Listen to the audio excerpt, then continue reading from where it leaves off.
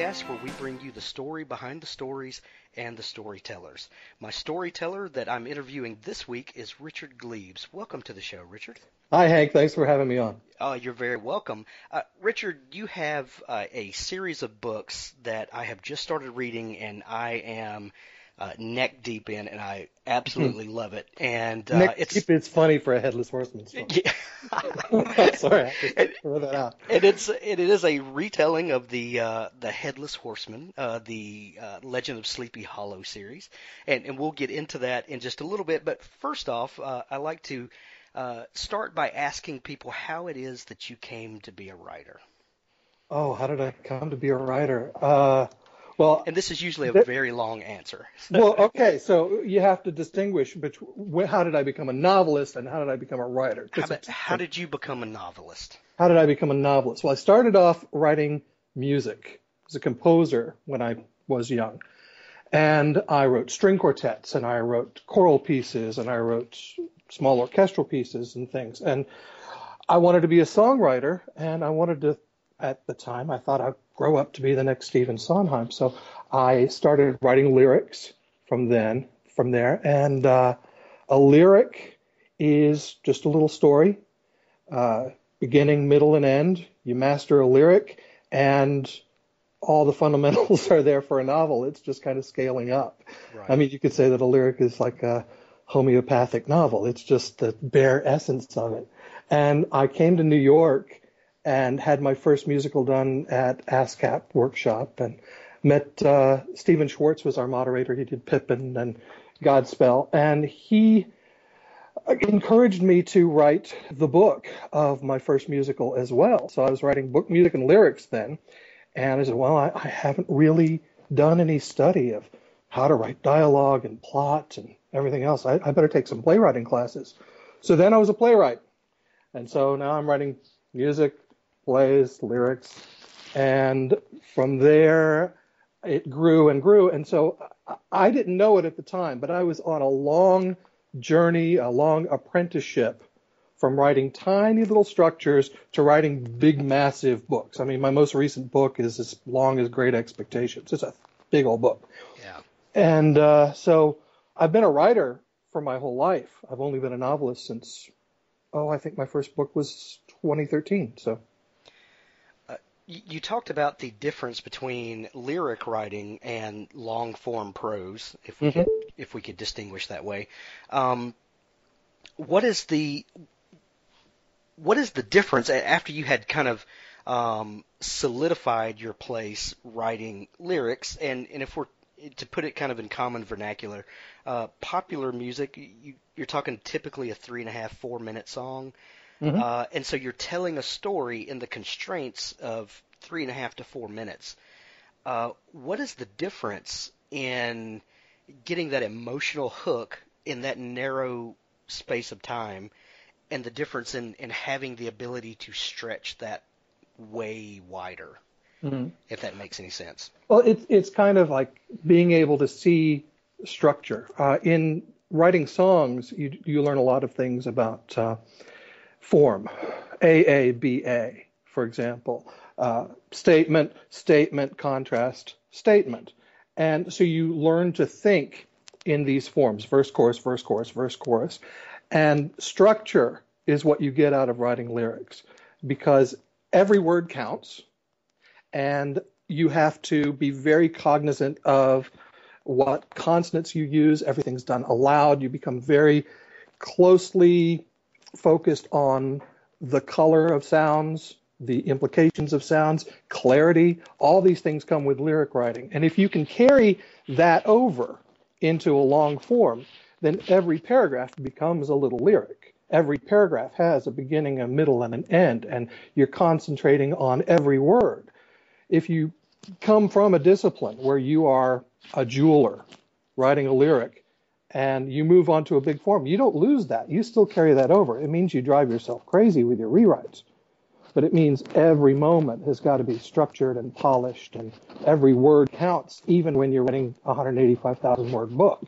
It's the same thing. We've heard the term lyrical prose before. Is that kind of what you're talking about? How the structure of the sentences and the paragraphs kind of have a flow and a certain meter and carries the reader through? Yeah. When you're talking about prose being lyrical, is it prose being poetic? Is it in the way you say something? Is it, you say prosaic? Man went to the grocery store and he came back with 2 loaves of bread. Lyrical writing, he sauntered down the avenue and the stars were in the sky and he walked into the grocery store and the man said, "Lo, how would you like to be fed?" And he said, "Well, mankind has been fed for all these centuries in a certain way."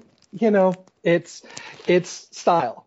It's style. And you can have a lyrical style. You can have a very detailed analytical style. You can have a workaday style.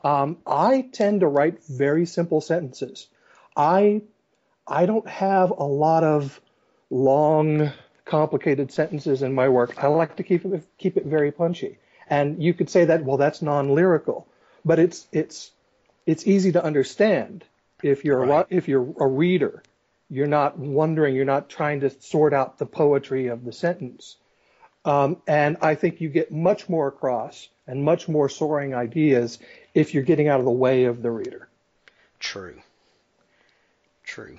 Uh, how has your your education and your work in music influenced your long form prose writing, other than thinking about uh, getting out of the way and sentence structure and things like that? Has there been any other things that you've brought away from your music career into writing? It's rhythm. It's, Rhythm. yeah,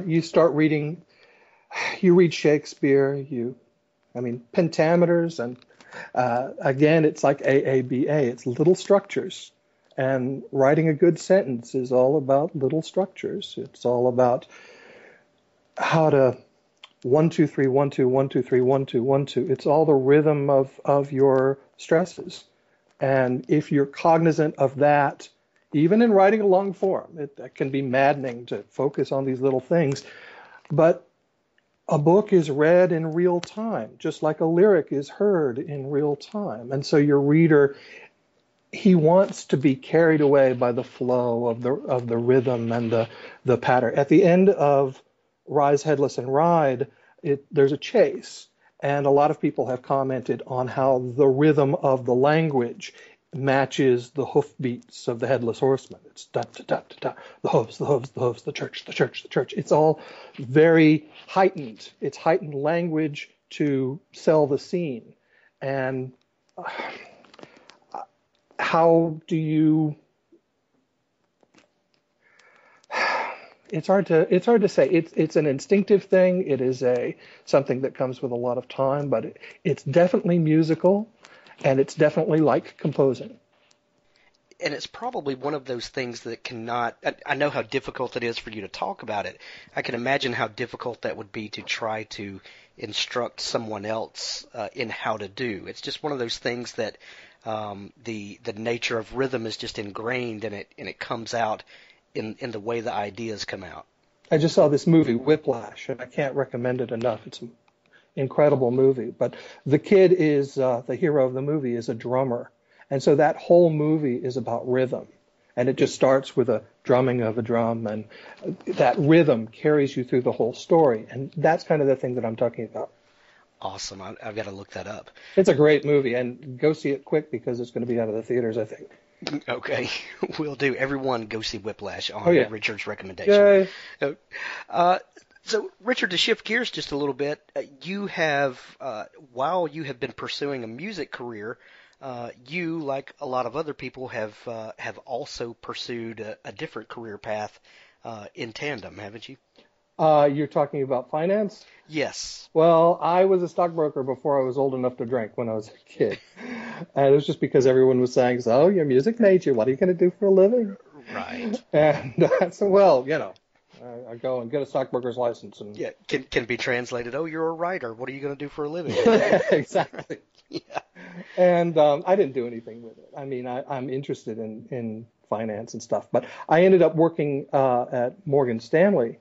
And I was assistant to the risk officer, and I got to be there during 2008 when everything melted down. It's fascinating. I would love to write a novel that was the 2008 meltdown, but I'm waiting because I think the meltdown will be more dramatic, Mm, and I want to wow. have material for the sequel. That's that's kind of painful to think about. Yeah, Yeah. yeah. Let's Uh, we'll save that for the finance podcast. yeah. What about 9/11? You have a 9/11 story, Yeah, well, don't I you? told you I moved to New York to be a songwriter, and my first show was done at Goodspeed Opera in 2000. Okay. That was like the high point of my musical theater career. And the next year, I was working at a banquet and catering company called the Hudson River Club, and we were. This is interesting because Hugh Howey, who probably most of your listeners know about, I'm sure. Hugh Howey worked at the same in the same location. He was at the North Cove Yacht Marina on the morning of 9/11. I was at the North Cove Yacht Marina on 9/11. Neither one of us knew each other, but he was a yacht captain at the marina, and the catering company that I worked for, we had a yacht also in the marina. So I ended up kind of getting trapped over there too. So when the Wow. first tower went down, Hugh Howey and I were probably 20 yards from each other. It's just strange fact. Serendipity sometimes is a strange thing. Yeah.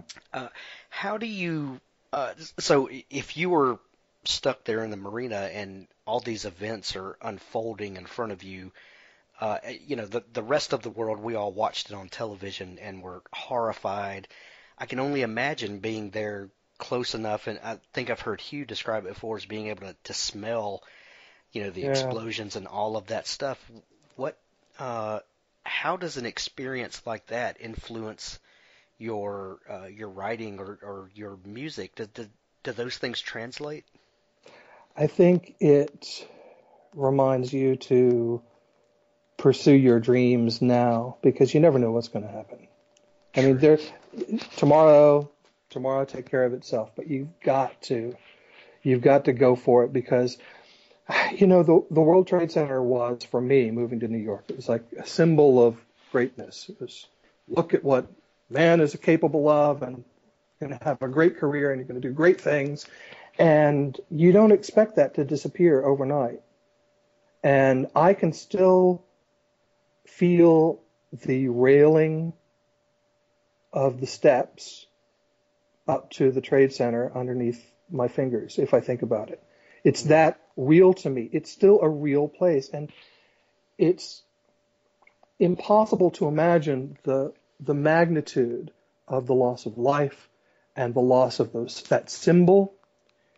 And I worked down there for 5 years. So I was right across the street, 5 years. And the morning of the 10th, I went to pick up lunch for the ladies that I work with. And I was coming back.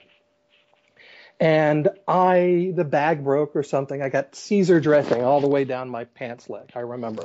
And I was like grabbing napkins and wiping it off. And the very next week, that exact same spot was where President Bush had his megaphone saying the people that knock down these buildings are going to hear from us.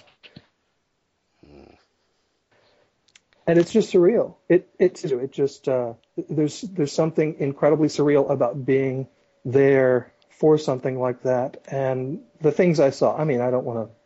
Well, yeah. Yeah, Uh, but unlike the rest of us, you have a very tactile memory about the place. yeah, it's very real. Yeah, it's a place you could actually put your hands on. Um, that's fascinating. We'll have to talk more about that Oh, at sure. another time. But I'm always fascinated to hear about people that went through a big life-changing experience like that, and then look for uh, ways that those things come out. And but anyway, Well, it so it grew me, and it forced me to go from being a kid basically to saying, life is a serious matter, and yeah, you really have to be careful what you do, what you promote, uh, because there's no taking this stuff back if it happens. Bad stuff right, happens. There's no taking it back. You can only move on. right. My wife and I tell our children all the time that you're only promised today. So make the most out of what you have today. Love the people that that are in your life today. Be a good friend to people. Follow your dreams because you're only promised today. I'm Uh, very grateful for the people that are in my life right now. sure. So you started pursuing some dreams. You branched out around 2008, I think, and began film editing as well. How did that come about? Well, yeah, I was started doing little fan movies and stuff on YouTube, and I actually was able to kind of grow that to do other projects. And I've been involved with some wonderful collaborators in creating a series of apps for mobile devices telling stories of New York history and composing the underscoring and doing the video editing and working with a wonderful author named Diane Durante, who had written a book on outdoor sculptures of Manhattan that told a lot of the stories of the history here. And that ended up feeding into the novels because as part of my job, I was constantly exposed to the local history of New York. And so much of that ended up feeding. It was like I was doing research and didn't know it. So when I started writing about Sleepy Hollow, New York, I had all this stuff at my fingertips that I learned from Diane and from our projects together. Cool. So that leads us into the Sleepy Hollow projects.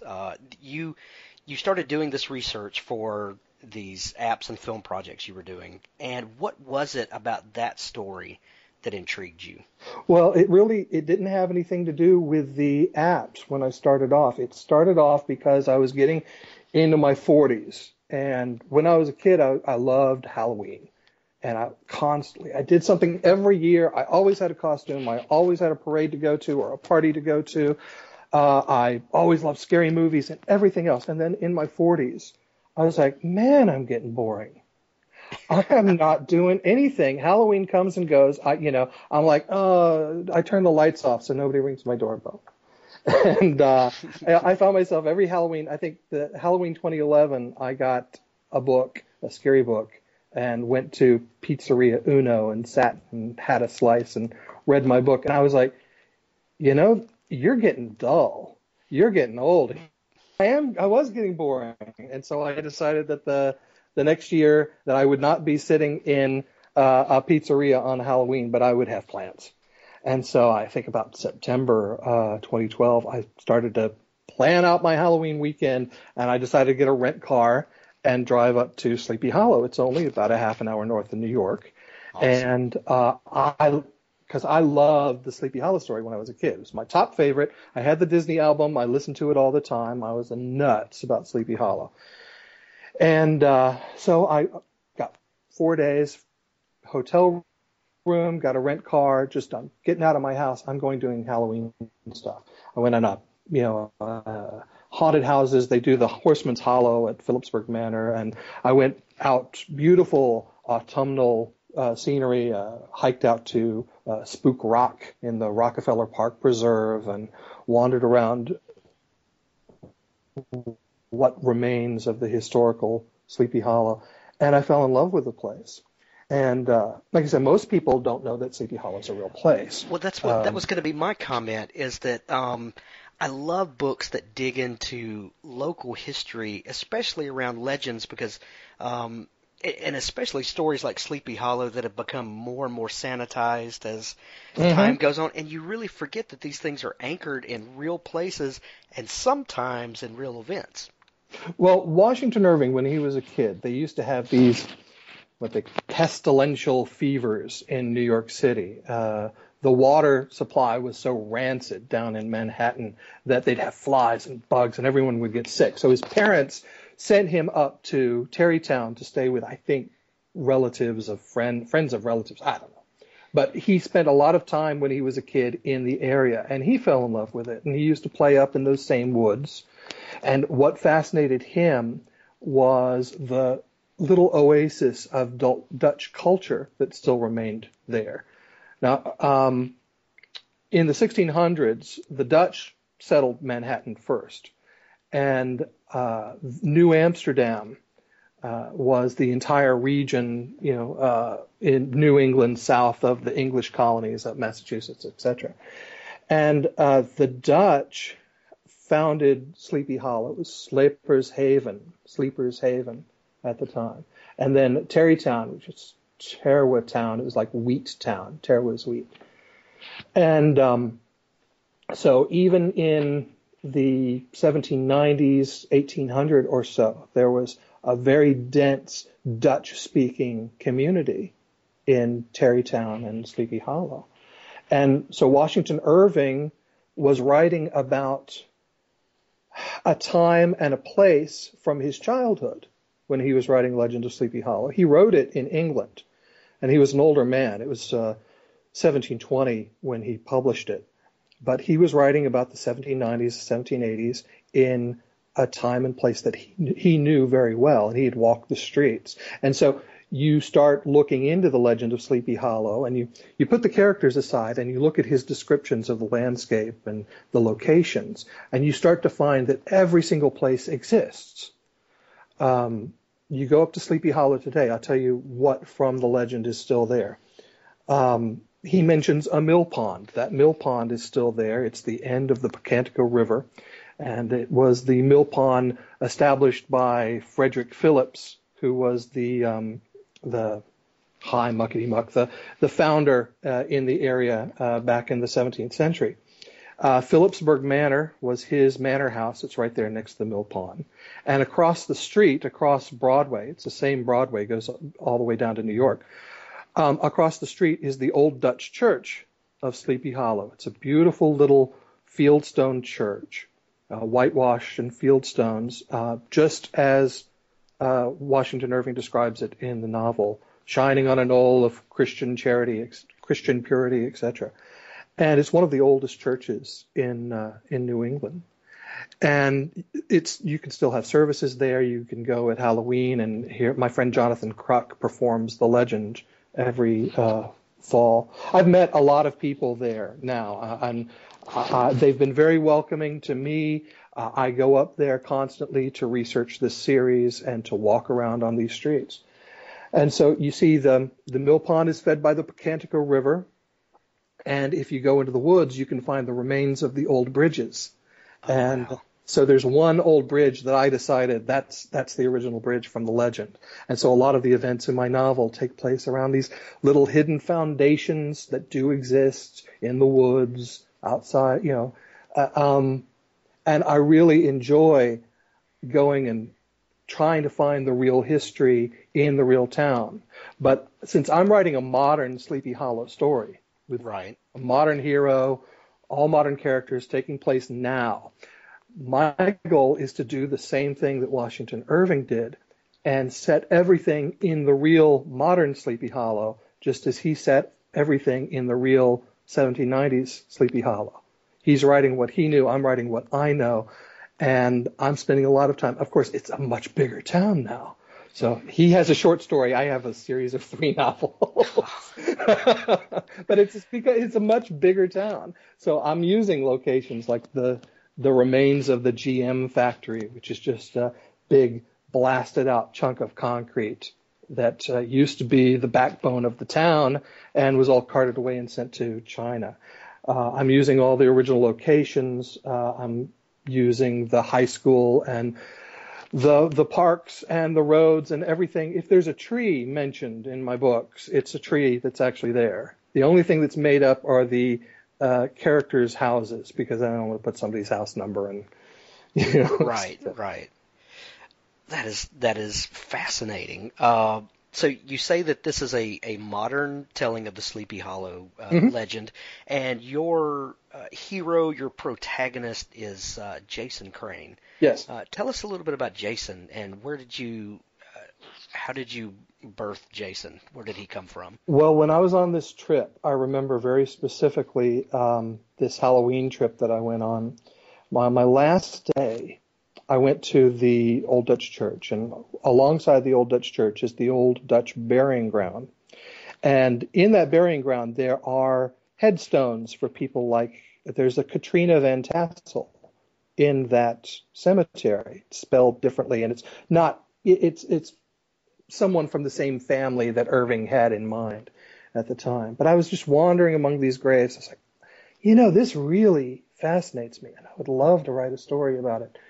And as I was standing in the cemetery, I remembered when I was a kid, and my grandmother Leah, she drove me across country in an RV, and we would stop at family cemeteries and take grave rubbings.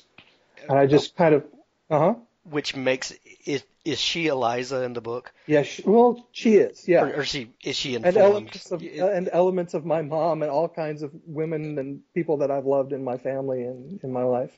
That's awesome.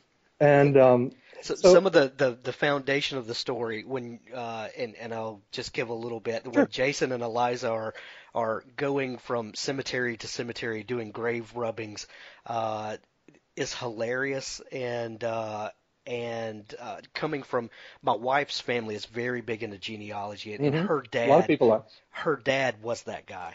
Really? Where they would go all over the country, and it was just the picture you painted with that was wonderful. But go ahead. I'm sorry. I just have a lot of very specific memories of driving around in this old RV and like pushing through the weeds and finding some gate and climbing in. And it's like, what does a 16-year-old kid want to do in his summer vacation? Is wander around in cemeteries? I don't know.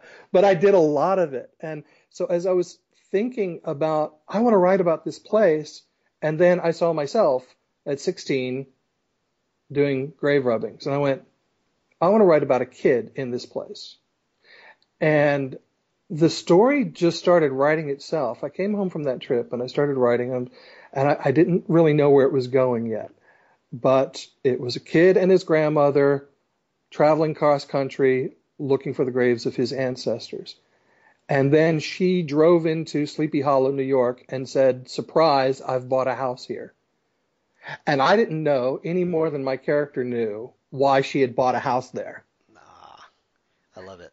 And so a lot of it was just kind of puzzling out the story from there. And I got the idea of having a mystery that involves opening a tomb in the Sleepy Hollow Cemetery, and that the tomb can only be opened by the collaboration of the last descendant of Ichabod Crane and the last descendant of Brom Bones, who is the Van Brunt family in the story.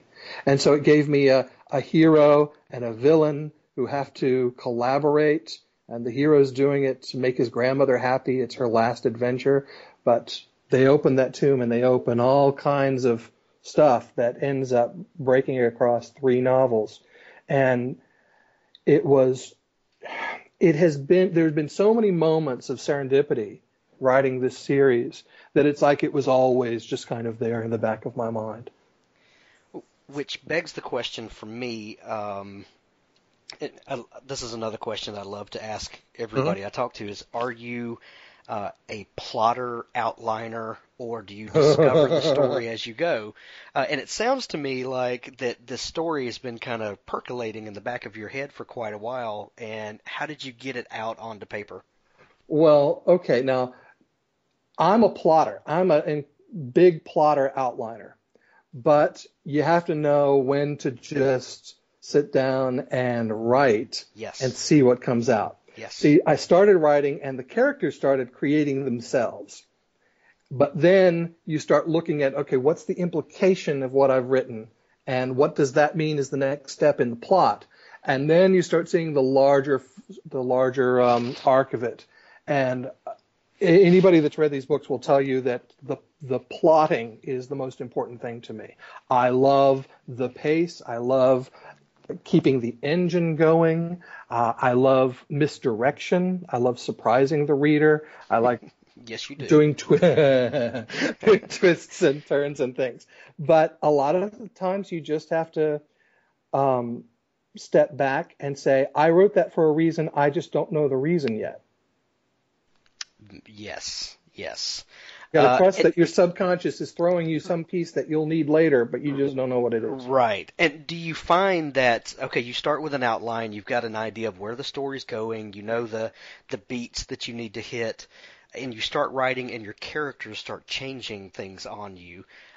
Do you change your outline, or do you just let the outline kind of be fluid and moving along with the story? It's like braiding. Okay. It's like if you know that you want to have, say you're, a hairstylist, you're doing a braid on a woman's long, beautiful hair, and you're braiding it, and if you get it screwed up, you have to just kind of backtrack and make sure it's coming very naturally and it looks beautiful and it looks like it was planned that way all along. Right, right. It's like making a cake, and you know what you want it to look like. It's supposed to be a race car cake, but things change on the on the way, and a piece falls off, and you disguise it with a little icing. But you get where you want to go in maybe not the way that you thought you would, but generally, as long as you're having integrity to the characters and letting them act the way they want to act, you can basically get to the climax that you plan. But you might go through a more circuitous route to get there because your characters will resist you. And like you said, and this is an acquired skill, is learning to trust your subconscious that has given you these clues and dropped these things in your lap. And Yeah. that's part of an author's confidence, that learning to trust yourself. Yeah, That, there's yeah, two things that'll kill you if you're an author. One is envy, and the other is self-doubt. Because absolutely. envy keeps you from looking at your own page, Yes. and self-doubt keeps you from falling through the page to your world.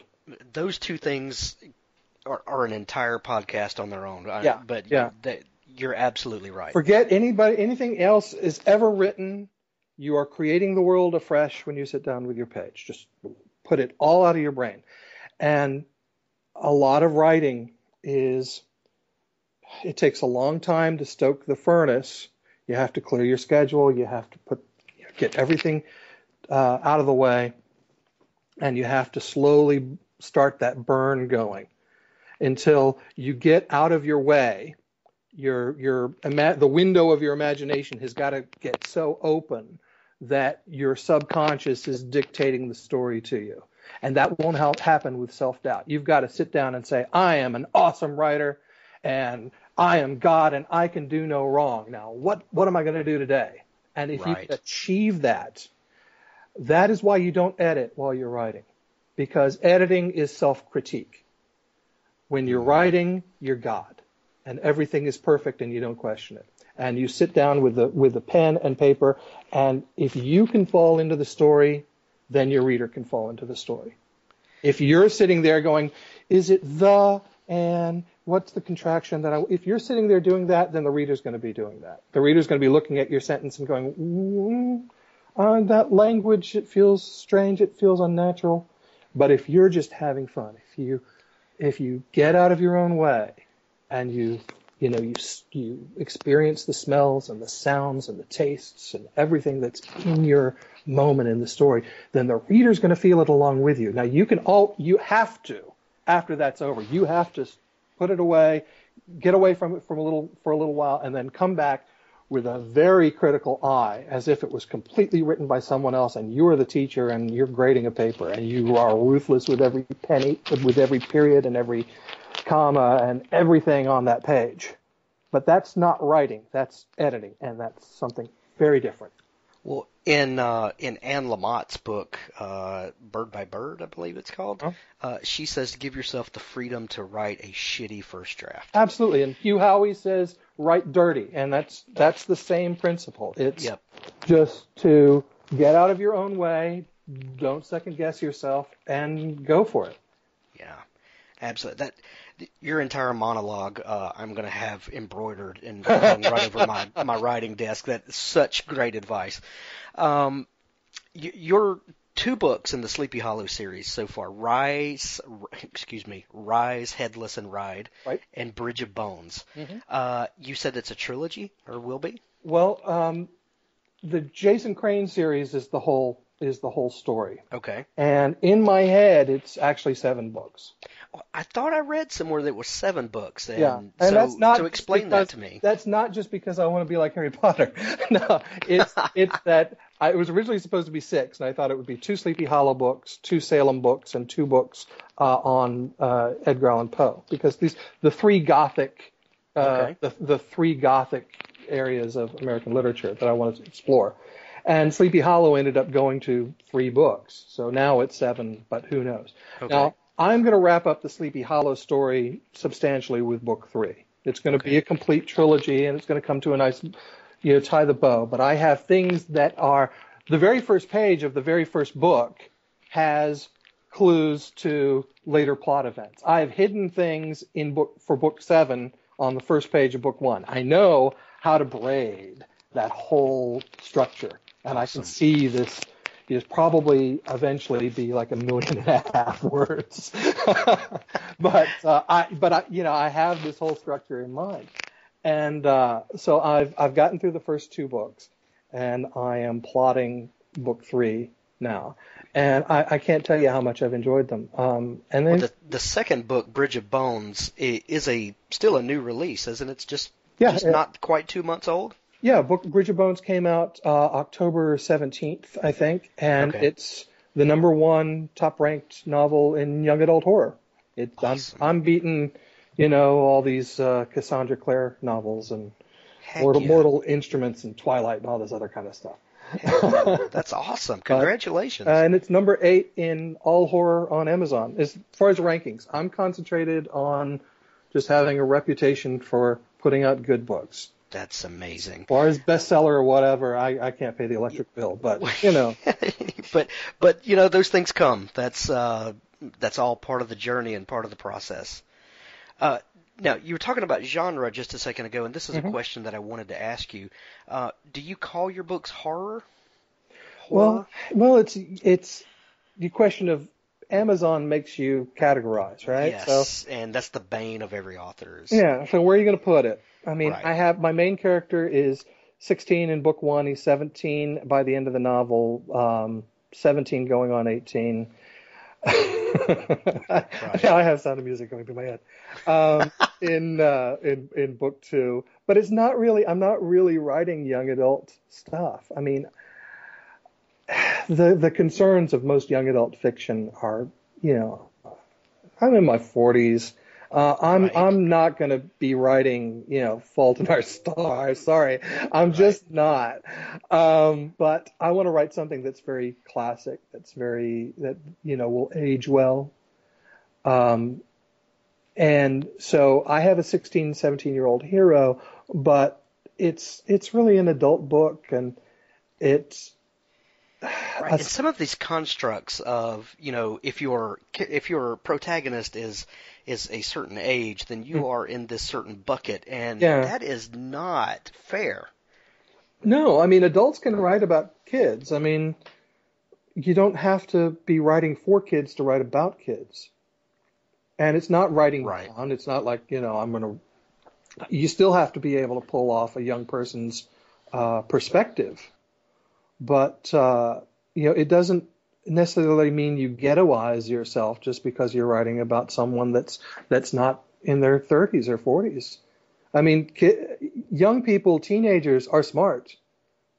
Teenagers have Oh, sure. opinions on, brilliant classical musicians that are teenagers. They're kids getting ready to go to college. I mean, people think about you're going to write for teenagers, and they have such a low opinion of teenagers, they think automatically you're going to be writing stupid stuff. Right. But it's not necessarily so, as Ira Gershwin would put it. Absolutely. Now, what would you say about the difference in horror and thriller? Is there a difference in your mind?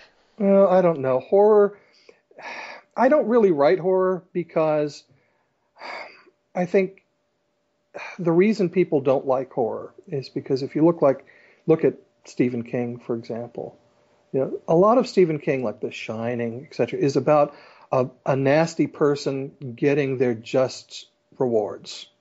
it's all very nihilistic. It's about, evil people defeating themselves or good people caught in a horrible situation and everybody ends up dead or all their friends end up dead and they drag themselves out the end of the book, none the wiser, but just having barely survived. And there's something depressing about horror as a genre when you treat it that way. I And agree. I think horror is an element in telling an uplifting story. I want to write a story about heroism. I want to write a story about people that take on heavy challenges. I mean, you could say that facing Voldemort in the cemetery and Wormtail, I won't spoil the book, like nobody's not read it. Spoilers. Yeah, that's a horror element in an adventure story. But I mean, it's some of the most interesting stuff in the Harry Potter series. But anything is an element in your story. I mean, you try and say, oh, it's a genre. That means that from the beginning to end, if I'm not delivering the scares, I'm not delivering a horror book and I'm a bad author. No, you can write a book that has a funny chapter and an adventure chapter and a romance Right. chapter and horror elements, as long as it's one story. Right. And I think genre is often self-defeating as far as creating something interesting. Yes, I agree. And I think so many, and this is, one problem, you can argue the problem of genres all day long, Mm-hmm. but when you're forced into a category like horror and the nature of horror has changed in the last few years to this, a lot of Final Saw Destination, torture porn No, not at all. crap, that is, Never. yeah, that really turns a lot of people off, me included. Well, you have to say, okay, what does that say? I mean, people read because they want to bring something out of it. They want to have an experience, and at the end, they want to say, well, that was worth reading. What's the point of Final Destination or whatever? The only thing that I've ever been able to get out of seeing one of those movies is how ingenious the scriptwriter was at figuring how to make a brick fall over here and a roller skate go across the road and burn someone alive. Oh, that's really ingenious, but I don't bring anything else from it. Right. Horror is an element.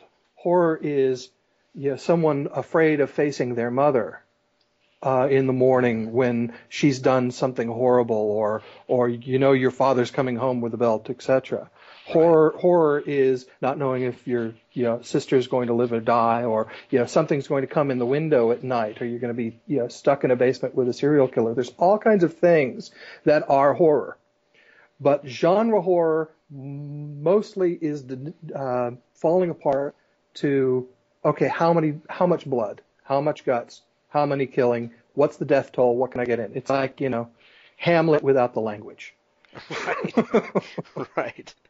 Well, and I hope that books like yours elevate the genre to what it should be. Because great storytelling that is full of tension and human emotion and things like that. You want to have characters that overcome horror, because we all have horrors in our life. I lived through 9/11. I can tell you there's real evil out there. There's real horror. You're going to see some bad stuff in your life if you're not careful. But you have to say that these things happen, and heroism is getting through the lifeboat situation and getting through the other side and holding yourself together and stepping out the other side of that as a better person, a stronger person, being able to look back at that emergency and saying, yeah, I did the best I could, and being proud of yourself. That's what you should be able to bring away from a horror story, is saying, look at how that character went through all that stuff and was not broken by it. That's someone that I can think of next time I'm facing something horrible. That's good stuff. That's good stuff. So the first book is Ride, Headless, and Rise. Rise, Headless, and Ride. Rise, Headless, and Ride. It's like a palindrome. It is, and I am on a lot of flu medicine today, please forgive me. It's my own fault. I should have picked one that's just headless. No. The music, exclamation point.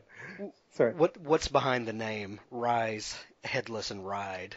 Well, it's obviously a throwback to the original story, but what does that lead us into in the story? Well, it's hard to say without giving it too many spoilers, but there's an incantation. Yeah, well, it's spoilery. Let me just say Okay, all right. it's cool. Mwah, read it. It's cool. Uh, I'll just leave it there. Do you have a name for the third book, or are you not ready to say yet? Well, right now I'm calling it the General of the Dead because my horseman can raise the spirits in the Sleepy Hollow Cemetery and use them as his army, and the series is kind of becoming a it's connected to the American Revolution in so many different ways, and as the history comes out, it just gives me an opportunity to really raise the bar and tell a larger, grander story. I'm going to pull out all the stops in book three because, as I say, book three is the end of the Sleepy Hollow part of the story, and I've grown to love the town, and Yeah. I want to just express that as big and as grand and as exciting as I can. So that I think I'm going to be able to have it done for Halloween of next year. I try and put out a book every Halloween,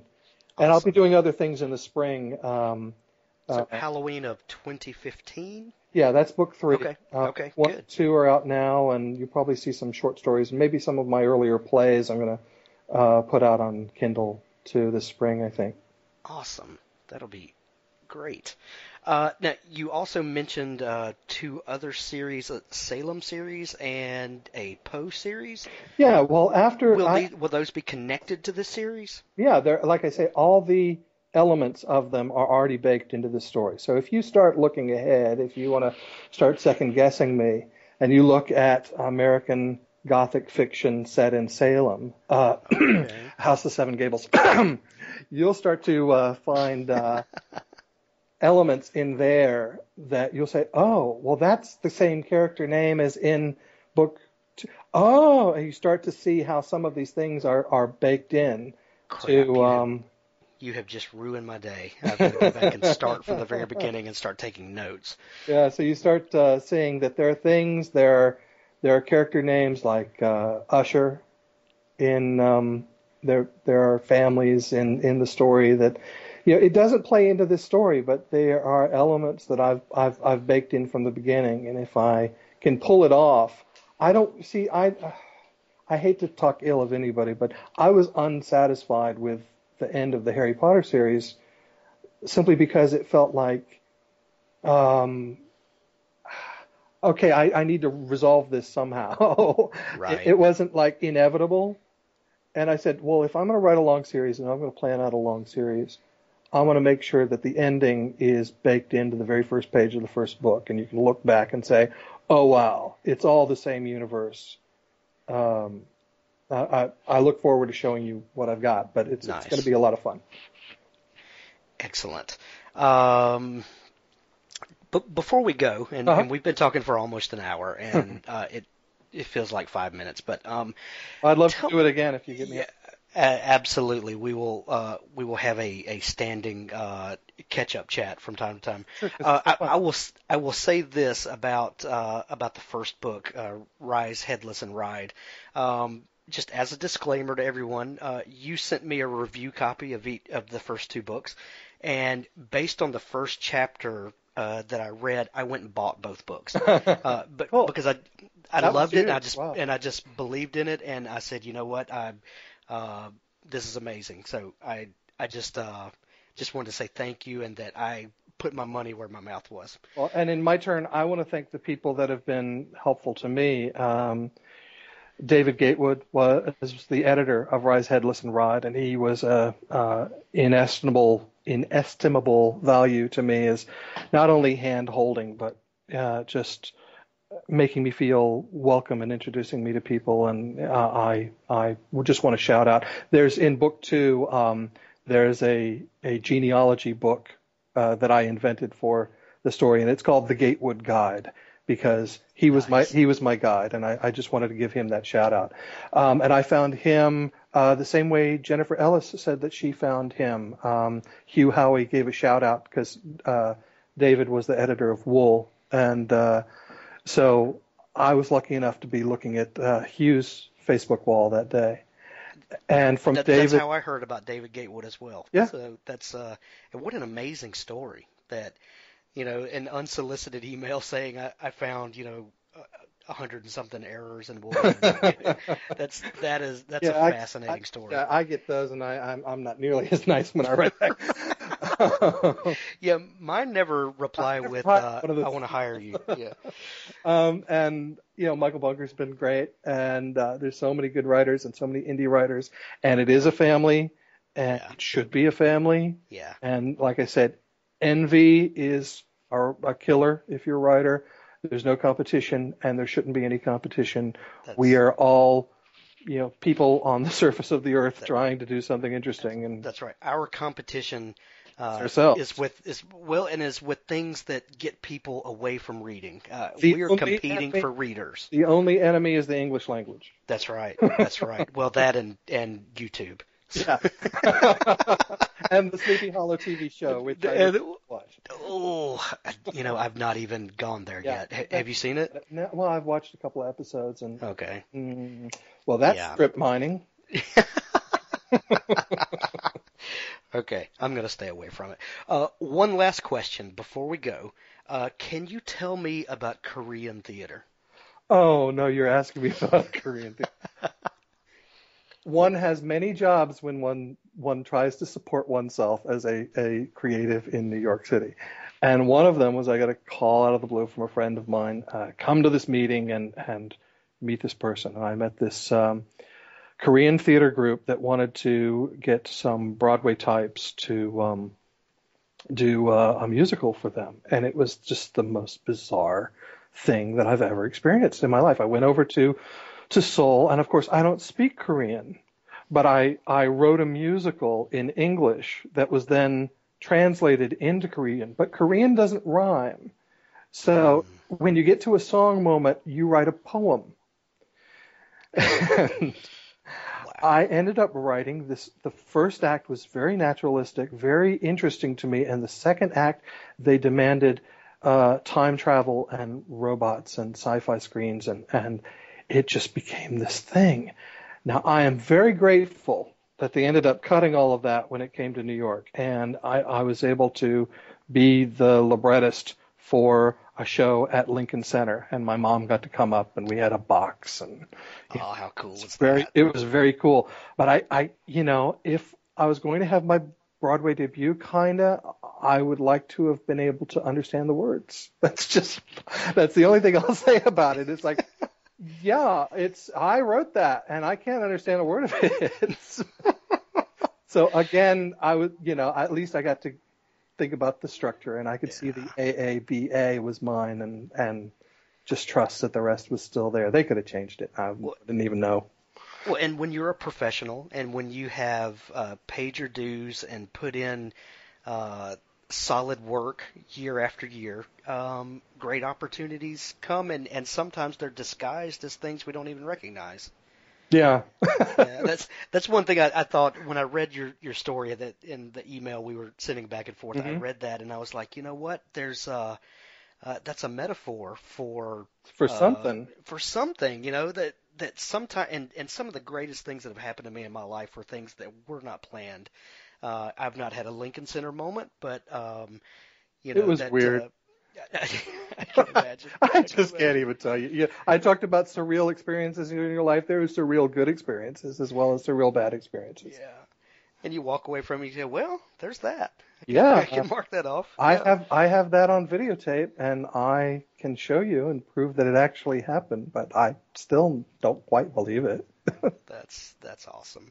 I learned about the street food in Seoul, though. I learned how to eat red bean and ice cream. That was something I took away from it. Red bean and ice cream. Yeah, it's like a little fish stuffed with red beans in a cup of ice cream. And it's kind of yummy, but really, it's not something I would have expected. And I developed a love for Korean barbecue that will last for the rest of my life. And that's something good that I enjoyed out of that. Let me just stay on the positive. Richard Gleaves, it has been a wonderful interview. Thank you for coming on and talking about everything. Thank you so much for coming on, and thank you for being patient with me while I'm under the weather. And I hope you find something interesting to put in that gap when Skype drops. You know what? I'll edit it together and we'll see if we can. Okay, good. All right.